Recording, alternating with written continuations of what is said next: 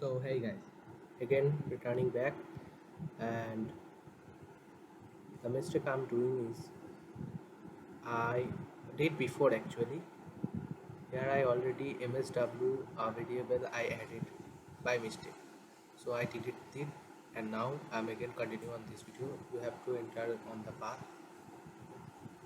Now you have to click on new. Now Control V because I paste that particular Mingw bin, and now you have to press enter, and now OK.